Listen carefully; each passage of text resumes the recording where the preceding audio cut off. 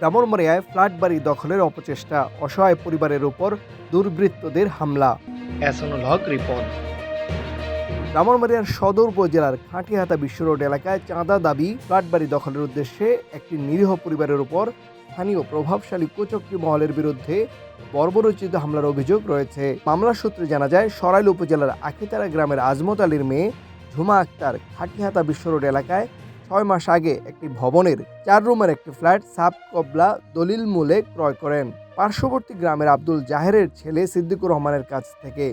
আমি এটা কিনেছি আপনার 6 মাস আগে। আমার কাছে দলিল আছে, অথচ তারা আমাকে ভাড়াটিয়া বানিয়ে আমার নামে মিথ্যা করতেছে, মিথ্যা প্রচার করতেছে যে আমি ভাড়াটিয়া। ওনারা 3 তলার ভাড়াটিয়া, আমি 4 তলার ভাড়াটিয়া, অথচ ফ্ল্যাট কিন্তু আমার নামে। এই যে দেখেন ফ্ল্যাটের দলিল। ফ্ল্যাট বাড়িটি ক্রয়ের পর থেকেই এলাকার প্রভাবশালী বেশ কিছু দুর্ধর্ষ সন্ত্রাসী চাঁদাবাজরা ঝুমা আক্তার ও তার পরিবারের কাছে 10 লক্ষ টাকা চাঁদা দাবি করেন। আমি কেনার পরে তারা আমাকে প্রতিনিয়ত হুমকি দামকে দিয়ে যাচ্ছে 10 লাখ টাকা চাঁদা দিতে হবে। আমি না দেওয়াতে তারা আমাকে মারধর করছে। আমি এলাকাবাসীর কাছে বিচার চাইছি। জুমার কাছে কোনো সাদা চাই না, জুমা আমার কাছে সাদা চাইছে, আমারই রেকর্ড আছে, প্রমাণ আছে। চাঁদা দিতে অপারগতা প্রকাশ করলে চাঁদাবাজরা চড়াও হয়ে কয়েক দফা ঝুমার পরিবারের উপর বর্বরোচিত হামলা চালায়। আমি না দেওয়াতে তারা আমার উপরে ক্ষিপ্ত হয় এবং আমার উপর উল্টা মামলা করে।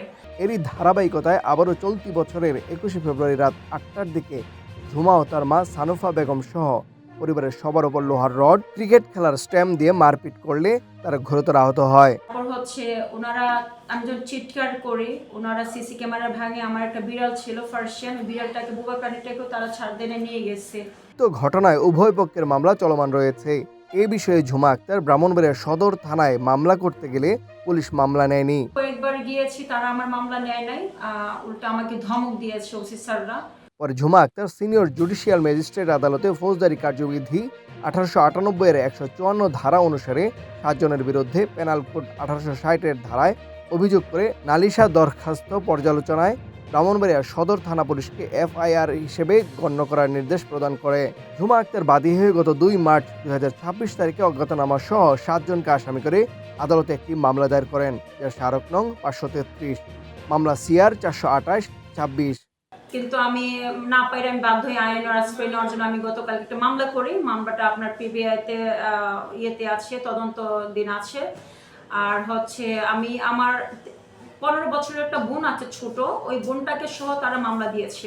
তার মামলার পর বাদী ঝুমা অভিযোগ করে বলেন, আসামিরা মাদক ব্যবসায়ী ও মাদক সেবনকারী। তারা আমার বিরুদ্ধে ব্রাহ্মণবাড়িয়া সদর থানায় একটি মিথ্যা কাউন্টার মামলা করলে পুলিশ আমার মামলার আসামিদেরকে গ্রেফতার না করে উল্টো আমার পরিবারকে বিভিন্নভাবে হুমকি দিচ্ছে।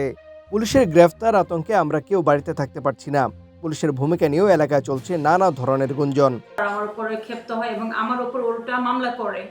আমি এখন বাইরে আছি, আমার পুরো ফ্যামিলি নিয়ে আতঙ্কেতে আছি। পুলিশ প্রশাসন আমাকে খুঁজতেছে অ্যারেস্ট করার জন্য। ঝুমার মামলার আসামিরা হলেন খাঁটিহাতা পশ্চিমপাড়ার শব্দর আলীর ছেলে আজিজুল, মতিউর রহমানের ছেলে শব্দর আলী, মঞ্জুর আলীর ছেলে আনুমিয়া, গিয়াসউদ্দিনের স্ত্রী রোজিনা বেগম, আনুমিয়ার স্ত্রী মর্জিনা বেগম, শব্দর আলীর স্ত্রী আলেহা বেগম। নিরীহ ঝুমা আক্তারের পরিবার চরম নিরাপত্তাহীনতায় ভুগছে। তারা ঊর্ধ্বতন স্থানীয় প্রশাসনের কাছে ঘটনার সঠিক তদন্ত করে ন্যায় বিচারের দাবি জানিয়েছেন।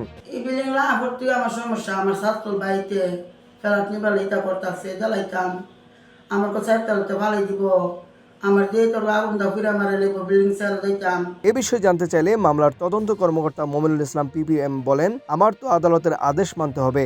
আমি এমসি আদালতে পাঠিয়ে দিয়েছি, আসামিরা জামিনে আসতেই পারে, ওটা আদালতের বিষয়।